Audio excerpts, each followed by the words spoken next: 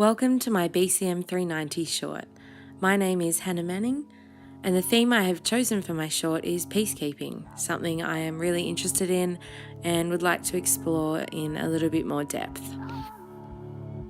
Please keep in mind that this is a draft of my project and certain elements are definitely still in the works. It's quite rough at this stage, just images and my script.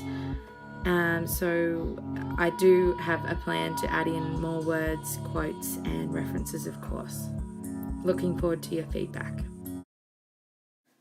So just to outline how this video will work and what it will entail, here's a brief plan of what I will cover today.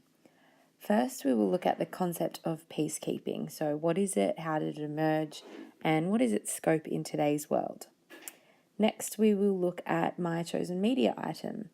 So we'll do an analysis of the media item, which is an image that has been taken from the UN website. And then I'm going to narrow in and do a bit of a case study on one of the UN's peacekeeping operations, and that is MONUSCO, based in the Democratic Republic of the Congo. And then in the final portion of the video, I'm going to look at some theories and scholarly thought relating to this media item. So firstly, I want to look at the core theme of this short, which is peacekeeping. Definitionally speaking, peacekeeping at its core are operations or peace missions undertaken by the UN to maintain international peace and security. They are guided by three basic principles of consent of the parties, impartiality, and non-use of force except in self-defense or defense of the mandate. Over the past few decades, peacekeeping has grown to include roles of protecting and promoting human rights, facilitating political processes of nations, which may include organising and facilitating elections or restoring the rule of law in a country. Also assisting in the disarmament and demobilisation of groups, and of course to protect civilians under threat in conflict and post-conflict areas. Currently in the world, there are 16 peacekeeping operations deployed over 4 continents. So now let's take a look at the media item relating to this theme of peacekeeping. So this image was sourced directly from the UN website, and as you can see, the image is of a battalion of peacekeeping troops that have been deployed as part of a UN mission. As you also may have noticed, the image features predominantly female troops. This is significant for a number of reasons, which we will explore in a few minutes. So just to give you some background information on this image, these troops were part of the MONUSCO operation in the Democratic Republic of the Congo. So they form part of a 22,000 strong uniformed personnel in the area, which is the UN's largest peacekeeping operation in existence. So MONUSCO stands for the United Nations Organization Stabilization Mission in the Democratic Republic of the Congo, and it's been in effect since 1st of July 2010. So originally the peacekeeping mission in the Congo was called MONUC, and it had been established way back in 1999. However, it had fairly limited powers. It basically could just observe the ceasefire within the area, which wasn't really that effective.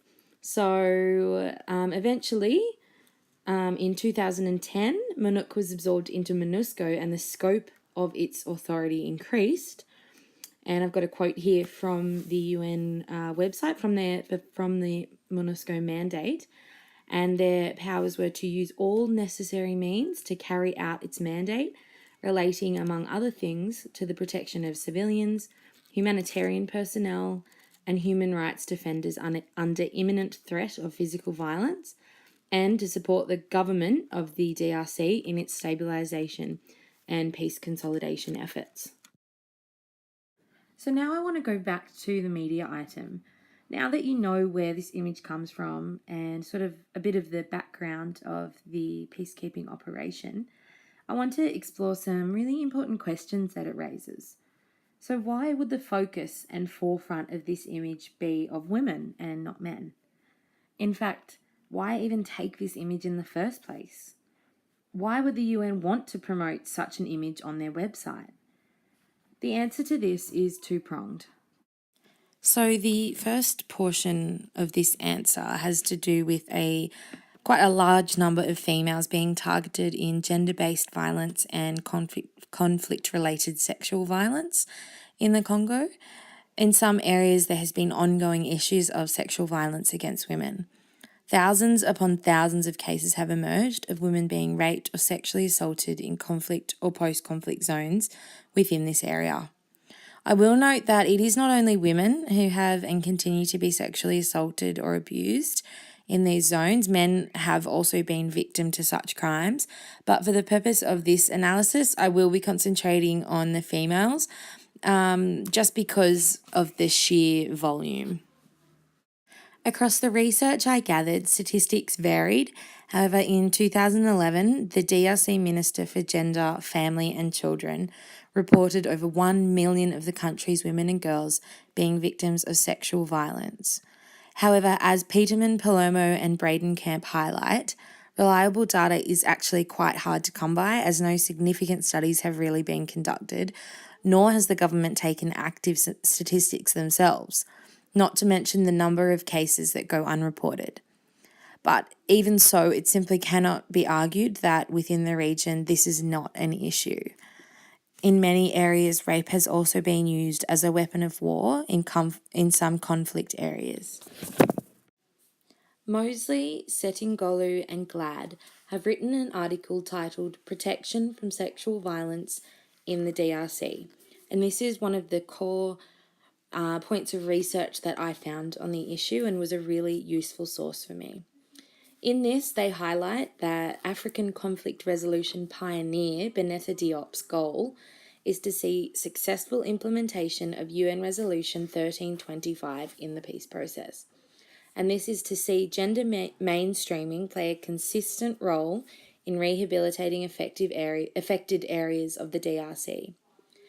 So a huge part of this involves women generating specific strategies to help women in a time where there is an absolute ocean of need. Now, let's go back to that media item. So Mosley, Settingolu and Glad's thoughts really are relevant when we're looking at this media item because, as you can see, it is primarily female peacekeepers, and that's something that the UN is really trying to do a lot more of. And I'll just read you a direct quote taken from Captain Caroline Obama, who is a military peacekeeper for MONUSCO and features in this image. And she has said that the Congolese women we meet are often hesitant to speak to outsiders. When they meet female patrolling officers, even if they're still uncertain, they will be more likely to speak. I have spoken to victims of sexual violence, and there is still a lot of stigma they face from their husbands and in their communities. So this is one of the UN Peacekeeping Department's goals, is to deploy more female peacekeeping troops to areas such as the Congo, which has a majority female population and a lot of women who are victim of gender-based violence and conflict-related sexual violence. So the UN is succeeding in doing this. It's a slow process, but perhaps it is a method that can be successful to assist some of the thousands of female victims. So the second part of this answer has to do with gender equality, and this part of my short is still being workshopped, but basically what I'm going to discuss is how the UN has put a spotlight on the gender equality debate by taking steps to ensure that it increases its number of female peacekeeping personnel in almost all of their missions around the world. Even just the fact that MONUSCO has its own gender officer shows just how important this issue is, and I'm just going to explore that in a little bit more detail.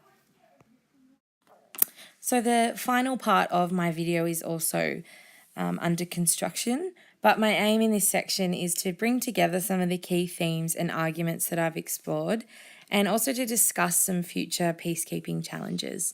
And that will be a great way to end this project.